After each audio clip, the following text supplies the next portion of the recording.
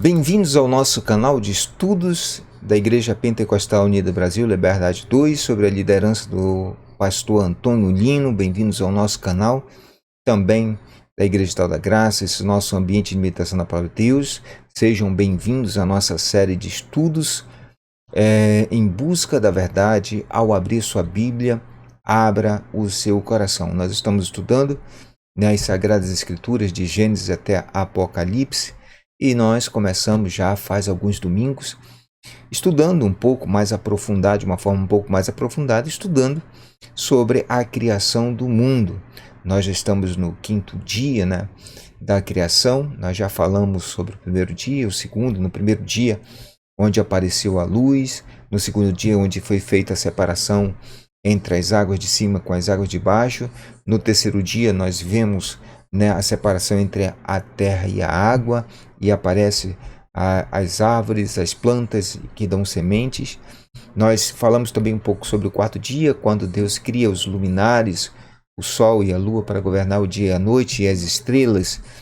E agora nós vamos entrar no 5º dia, nós vamos estudar um pouco o 5º dia. E aqui no 5º dia nós vamos ver quando Deus ele cria os animais marinhos e as aves do céu. Então, vamos lá, vamos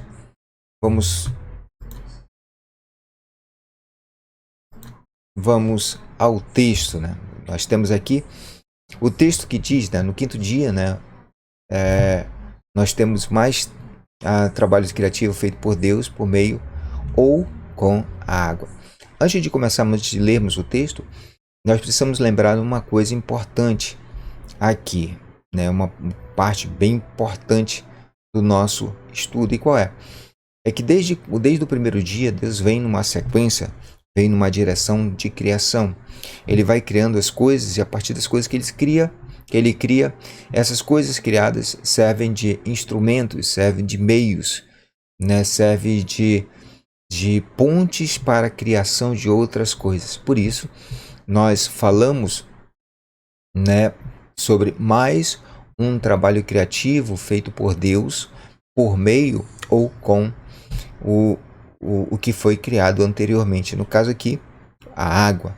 Então, no versículo base de nosso estudo de hoje, está em Gênesis capítulo 1, versículo 20, que diz: "E disse Deus, produzam as águas abundantemente répteis de alma vivente, e voem as aves sobre a face da expansão dos céus." No caso em hebraico, Vayomer Elohim Yezeretsu Hamaim Sheretz Nefesh Haya Veoth Yeofeth Al Haaretz Al Penei Rekia Rashamaim. Então, nesse versículo, a água do oceano ela se torna explicitamente um instrumento de Deus na produção de vida. O relato bíblico da criação, a vida não foi gerada espontaneamente ou no sentido da palavra em latim ex nihilo, ou seja, a partir do nada, por uma ordem direta de Deus, como foi o caso dos céus e da terra, lá de Gênesis capítulo 1, versículo 1. Observe que os céus e a terra, ele vem antes mesmo do dia da criação. É como se Deus ele criasse os céus e a terra como elementos espirituais que vão definir as naturezas dos seres. Isso nós vamos ver perfeitamente quando Deus cria o homem no 6º dia. E aí nós vamos ver com mais clareza o significado disso, ou seja, do porquê os céus e a terra eles não entram no processo de criação que tem seu início a partir do versículo 3 de Gênesis 1. Então, a Torá dos judeus, ou o nosso Pentateuco, ele descreve sem ambiguidades que o Todo-Poderoso usou a água como um elemento de sua escolha para produzir ou para moldar as primeiras criaturas vivas. Observe que quando o texto fala aqui produzir ou moldar, está relacionado ao poder, que nós vamos ver logo em seguida, ao poder que Deus deu no início para a água e para a terra. Isso é, os anfíbios, insetos, répteis, invertebrados, peixes, aves e aves. Os demais animais, né? E os demais animais não mamíferos, né? Sabendo que os mamíferos eles foram criados a partir da terra, né? Lá no sexto dia, como mencionado em Gênesis 1:24. Então, todos os animais, anfíbios, insetos, répteis, invertebrados, peixes, aves e demais animais não mamíferos, eles tiveram sua origem, né, a partir das águas. Né? Então, note-se que Deus não falou para as águas como se elas fossem um ser animado, ou seja, como se as águas tivessem vontade própria, tivessem pensamento próprio. Então, o Pentateuco, a Torá, ela é bastante clara ao mostrar que a vida não surgiu espontaneamente da água. A despeito de seu vasto uso na criação, a água é um mero instrumento escolhido por Deus, um elemento passivo, sem qualquer independência ou poder. Vale a pena citar que os cientistas de hoje não parecem ter qualquer objeção à ideia expressa em Gênesis capítulo 1, versículo 20, de que as primeiras criaturas vivas tiveram sua origem no oceano. Muitos cientistas acreditam que a vida se originou sobre a superfície do oceano, nas profundidades dos abismos hidrotermais. Esses abismos hidrotermais eles foram descobertos em 1979. Eles exalam substâncias gasosas aquecidas oriundas do centro da Terra a temperaturas que excedem 300 graus. É um lugar muito quente. Anteriormente, os cientistas estavam certos de que não poderia, de maneira nenhuma, né, haver vida nessas profundidades. Entretanto, encontraram ecossistemas pululando de vida perto dos abismos hidrotermais. Então, eles acreditavam que pelo fato de serem lugares extremamente quentes, então não haveria possibilidade de ter vida nesses lugares. Por outro lado, eles acreditavam também que pelo fato de serem lugares bem distantes da superfície, assim, distante da atuação dos raios do Sol, que servem, né, justamente de elementos, como nós vimos lá no terceiro dia, se não me falha a memória, com as algas, né, que servem para fazer justamente a fotossíntese, a produção de energia para as algas.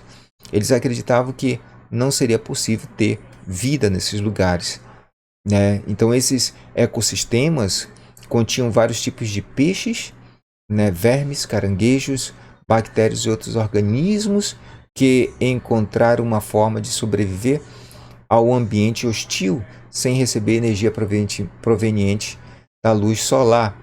Então, após encontrar vida onde antes se supunha que ela não pudesse existir, muitos cientistas começaram, então, a partir daí, a especular, né, se a vida na Terra realmente começou nessas regiões ou não. Ou seja, até esse presente momento, né, eles acreditavam que a vida poderia ter vindo de outra forma, menos da água. Ou seja, os primeiros seres não teriam, assim, do ponto de vista científico, né, como base as águas. Mas depois que eles encontraram esses animais, essas bactérias, esses seres nesses ambientes, eles começaram a questionar se de fato a origem da vida não teria vindo, né, a partir desses ambientes inóspitos.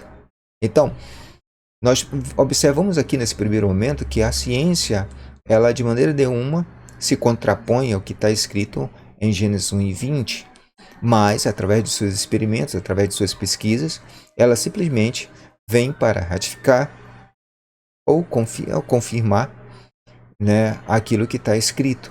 Eles validam as Sagradas Escrituras por meio de suas pesquisas. E aí nós temos o primeiro ponto, né, que nós precisamos observar, é que é justamente o ponto onde nós temos e Deus criou, né? Ou seja, Deus criou. A explicação, essa explicação desse termo que e Deus criou,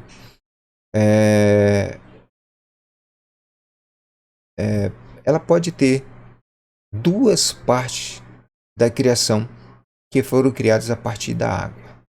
Ou seja, a explicação é que Deus criou, ou seja, é que Deus adicionou duas partes, né, da criação que foram criadas a partir das águas.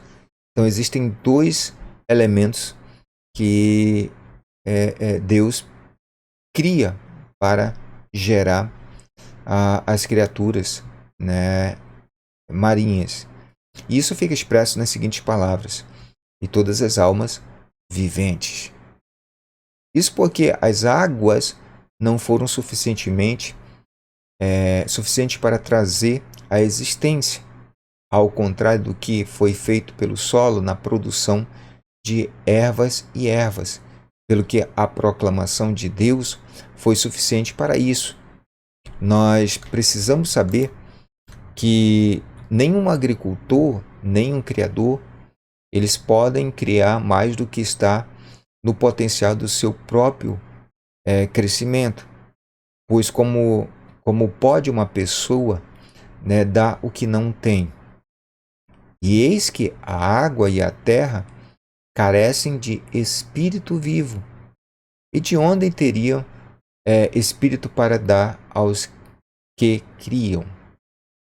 Aqui vem um questionamento, uma indagação, algumas pregações que eu já ouvi, e eu acredito que você já deve ter ouvido, que alguns pregadores falam que Deus ele falou à água e deu ordem à água para que a água criasse alguma coisa.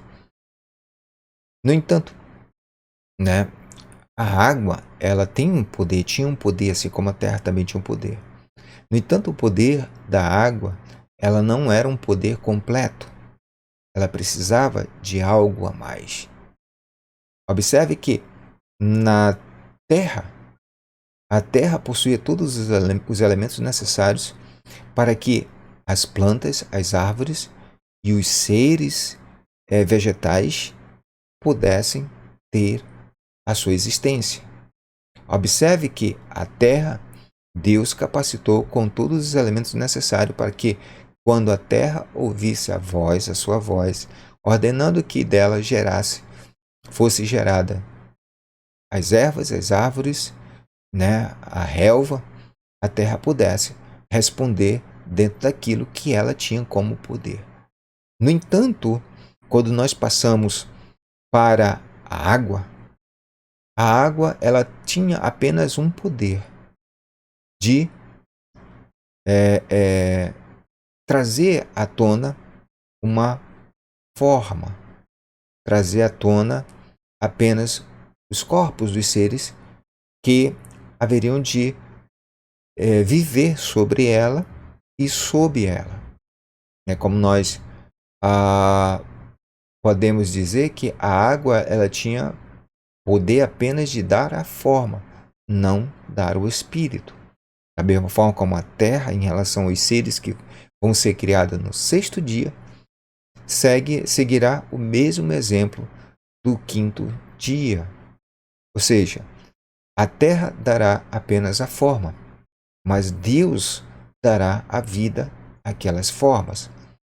Então, e mesmo, né, que a terra e as águas tenham uma força vital muito boa, mesmo que dessem dela, né, não poderiam dar mais do que há nelas.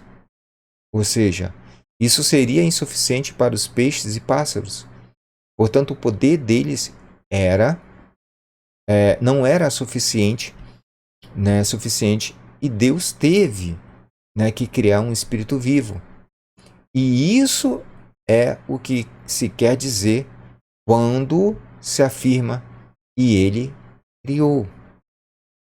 Né? Criou o quê? Todas as almas. E se o seu comando para as águas, né? E se em seu comando para as águas, ele disse: deixa as águas fervilharem com enxames de almas viventes. A explicação é que os enxames sejam estabelecidos para receber almas viventes. Né? Como você precisa saber que a força vital ela requer uma configuração e que o intermediário entre ela e entre a matéria e a capacidade de criar tal configuração existe nas águas, pois, como dissemos, elas têm um belo poder espiritual. Observe que Deus ele dá a ordem, né, para que as águas produzem os corpos dos seres que habitariam elas e que povoaria sobre ela. No entanto, aquilo que daria vida a esses corpos não vieram da água, e sim de Deus. Por isso, o poder que a água possuía era incompleto. Por isso, né, o texto que nós lemos, né, e ele criou, né, e criou todas as almas, ele criou todas as almas para que essas almas pudessem habitar os corpos que a água proporcionaria ao chamado de Deus à criação. Então, a água ela possuía uma configuração necessária ou a configuração perfeita para que os seres pudessem ser criados e os seres pudessem vir à existência. No entanto, essa programação ela foi feita por Deus obedecendo justamente o seu preceito estabelecido desde o início. Como nós falamos, Deus ele vai criando as coisas e a partir das coisas criadas, ele vai criando novas coisas. Ele vai dando vida a novas coisas. Assim, né, existe uma outra interpretação interessante, que é justamente a interpretação de um sábio entre o povo judeu chamado Rashi, onde ele fala sobre o quinto dia. Ele faz uma descrição interessante. Ele começa com o texto dizendo: Deus disse: fervilhem as águas de multidões de criaturas vivas, moventes e aves que saem do lodo dos pântanos, né? E aves que saem do lodo dos pântanos voarão sobre a terra, pela face do firmamento celeste.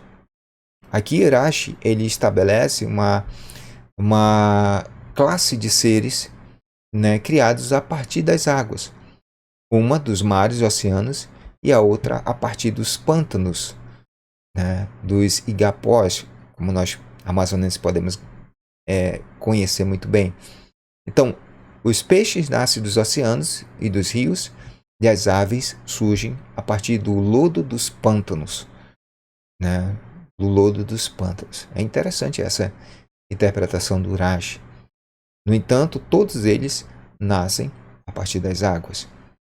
Só que Deus também ele cria, né, os grandes monstros marinhos, né?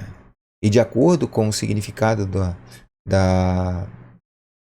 do texto, né, que é um significado bem claro dentro do Pentateuco, dentro da Torá, dentro do conhecimento e do estudo judaico, né, onde a Torá, o Pentateuco, ele fala sobre uma categoria de peixes, né, vendo que esses peixes são tão extraordinariamente grandes, né, que as Escrituras atribuem sua criação ao próprio Deus, ao invés das águas. Né. Alguns cientistas gregos da época, que viviam não na época da criação, mas posteriormente, muito posteriormente, e estudavam esses seres, esses grandes homens, esses grandes animais, né? E alguns desses cientistas que foram citados até por Narmânides, né, eles afirmaram ter observado pessoalmente tais monstros, né, com corpos de 500 milhares de comprimento, né, até os próprios sábios judeus, né, os mestres judeus, eles descrevem as dimensões desses monstros como sendo gigantes, né, bem monstruosos, né? Então, as escrituras sagradas, elas falam acerca desses seres, né? Falam lá em Isaías 27:1, né? Tem uma descrição onde Deus fala, Isaías fala por intermédio de Deus, né? Deus fala por intermédio de Isaías, e aí ele fala que o Eterno, ele matou o monstro que estava no mar. Ou seja, no original, no grego, aliás, no hebraico, né, ele fala que Deus ele matou, né, um desses monstros, né? E nós temos outros exemplos, nós temos outros textos que falam acerca deles. Em Salmos capítulo 104, versículo 6, fala do Leviatã como sendo um instrumento de diversão de Deus, onde Deus brinca com Leviatã. Outro ponto também, lá em Jó, capítulo 40, versículo 25, né, onde Deus fala a Jó, questiona a Jó, você pode tirar o Leviatã, né, com um anzol? Né? Todos esses versos, esses versículos provam que apenas, né, uma das espécies ela permaneceu viva, se nós considerarmos que Deus havia morto, né, um monstro que estava no mar, lá em Isaías 27:1, né, que Deus havia morto um desses monstros. Né, os judeus eles falam que esse que ele matou provavelmente tenha sido a fêmea. Aí ainda havia a existência de um outro. Né? Então, nós podemos ver, né, que a palavra de Deus, né, fala perfeitamente, né, da criação desses seres, de como Deus ele cria todos esses animais, né, e de uma forma bem clara a própria ciência também comprova. Então, além dessas grandes criaturas marinhas, Deus ele criou todas as espécies singulares de seres vivos, sejam rastejantes, que fervilham nas águas, né, e todas as espécies singulares de aves aladas. E aí, Deus viu que era bom.